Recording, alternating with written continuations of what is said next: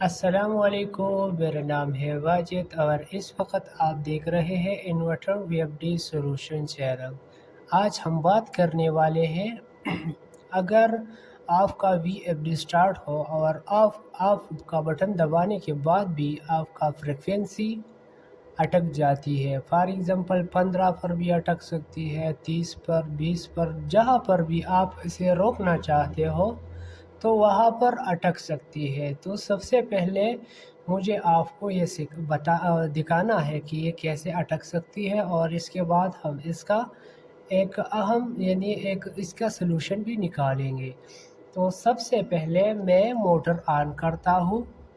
آن کرنے کے بعد ابھی میں آف کر دیتا ہوں تو یہ فریکوینسی اٹک جاتا ہے، یعنی 6 پر اٹک گیا، اب نیچے آنے کا نام نہیں لے رہا۔ سوری، یہاں پر ابھی آپ دیکھ سکتے ہیں 9 پر اٹک چکا ہے۔ تو وہاں پھر یہاں جو مین لائن ہے وہاں سے پی ایف ڈی کو آف کرنا ہوگا، تبھی یہ ٹھیک ہو سکتا ہے۔ تو اس کے لیے ہم نے اس کا ایک سیٹنگ کرنا ہے، پھر دیکھتے ہیں کہ یہ کیسے ٹھیک ہو جاتا ہے۔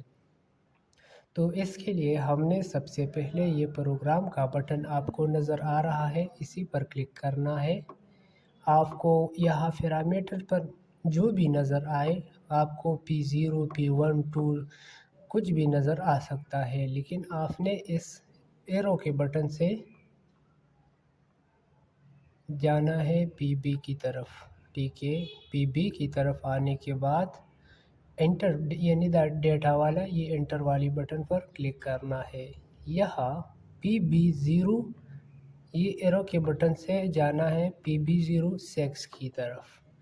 PB06 کی طرف آنے کے بعد یہاں ڈیٹا پر دوبارہ کلک کرنا ہے۔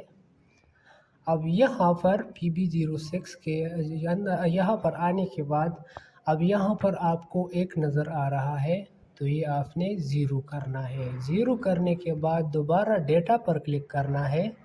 جیسے ہم ڈیٹا پر کلک کریں گے، یہ پروگرام کی بٹن پر دوبارہ کلک کریں گے، پھر سے کلک کریں گے، تو وی ایف ڈی کی اسکرین پر اب ہم آ چکا ہے۔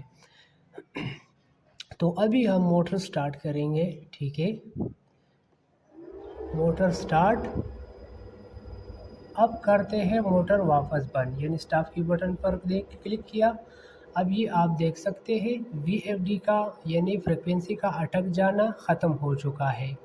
تو اسی طرح اگر آپ کو انفارمیٹیو ویڈیو دیکھنے ہیں تو دیکھنے کے لیے ہمارا چینل ضرور سبسکرائب کریں اور ساتھ میں ویڈیو کو بھی لائک کریں، تاکہ ہم آپ کے لیے اسی طرح انفارمیٹیو ویڈیو لا سکیں۔ اللہ حافظ۔